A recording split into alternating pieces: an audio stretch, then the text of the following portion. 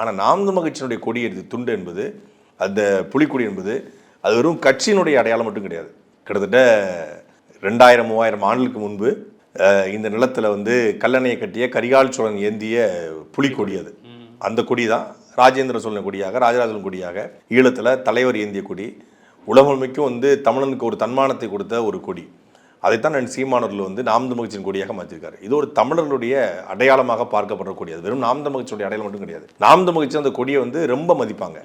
காரணம் என்னன்னா, அந்த கொடியில தான் பிறந்த குழந்தைகளே வாங்குவாங்க. அந்த அளவுக்கு அந்த கொடியை மதிப்பாங்க. இது வரைக்கும் நாம் தமிழர் கட்சி துண்டையோ கொடியவோ யாரும் கீழே போட்டதா ஒரு சாலையில் போயிட்டு இருக்கும்போது ஒரு கொடி கீழே விழுந்தா கூட அது கம்பம் விழுந்துச்சு அப்படிங்கிறத தாண்டி அந்த கொடி விழுந்திருக்கு அப்படின்னு கொடி எடுத்து தள்ள கம்பத்தை தனியாக கழட்டி வச்சு கொடியை மடித்து எடுத்துகிட்டு போயிடுவாங்க. எடுத்துகிட்டு போய் அந்த கூட்ட நடக்க இடத்துல கொண்டு கொடுப்பாங்க. திருச்சி மாநாட்டில் 2-3 கொடி விழுந்துச்சு, எல்லாரும் கொடியை கழட்டி கொண்டு நம்மகிட்ட கொடுத்துட்டு போனாங்க. அந்தளவுக்கு கொடி மதிப்பாங்க. ஒரு அரசியல் தெளிவில்லாத ஒரு தற்குறி கூட்டம், அதாவது அடிப்படை நாகரிகம் மாண்பு தெரியாத ஒரு தற்குறி கூட்டத்தை விஜய் உருவாக்கியிருக்காரு அப்படிங்கிறது தான். வேற கட்சியோட கொடி கீழே கிடந்தா கூட அந்த கொடி எடுத்து நகர்த்தி வைக்கிறது தான் மாண்பு. நம்ம எந்த இடத்துலையும் தாவேக்காவை கொள்கை ரீதியாக விமர்சிக்கிறோம். அது ஒரு கூமுட்டத்தனமான ஒரு கட்சி. அது ஒரு தமிழ்நாட்டில் ஒரு தரங்கட்டத்தனமான அரசியலை பண்ணுது. அது ஒரு நாகரிகம் இல்லாத கூட்டத்தை உருவாக்கி வச்சுக்குது. அதுக்கு எந்த கொள்கையுமே இல்லை. ஒரு கொள்கை இல்லாத கூட்டம் நாளைக்கு மிக மோசமான ரசிக கூட்டத்தை மட்டும் தான் உருவாக்கும். அது சித்தாந்த தெளிவு கொண்ட யாரையும் உருவாக்காது.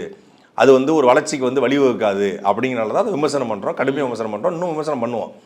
ஆனால் அதற்காக தாவேக்கா கொடி தூக்கி கலட்டி கொண்டு கக்கூசை சுத்தப்படுத்தி வீடியோ எடுத்து போடுறது, தாவேக்கா கொடியை கழட்டி கொண்டு சாக்கடையை முக்கிய அதை தூக்கி நினச்சி காட்டுறது, தாவேக்கா கொடியை கூட்டு கிரீஸை பூரா இது பண்ணிட்டு தூக்கி போடுறது, தாவேக்கா கொடியை வச்சு ஃப்ளோர் மேட்டாக போடுறது, தாவேக்கா கொடியை என்னென்ன வகையில் அசிங்கப்படுத்த முடியுமோ அதை அசிங்கப்படுத்துறதுக்கு ஒரு நிமிஷம் கூட ஆகாது.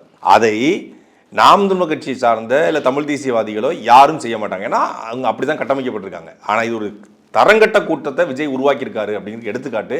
நாம் தமிழர் கட்சி உயிராக நேசிக்கக்கூடிய அந்த கொடியை கலட்டி அதை காலில் போட்டு மிதித்து அதை தூக்கி போடுறான். இது ஒரு வன்ம அரசியல். இந்த வன்ம அரசியல்னால தான் விஜய் போன்றவர்கள் தமிழ்நாட்டு அரசியல் அப்புறப்படுத்தப்படணும்னு நினைக்கிறது காரணமே இந்த மாதிரி வன்ம அரசியல் தான். என்ன கற்றுக் கொடுத்துருக்க நீ முதல்ல?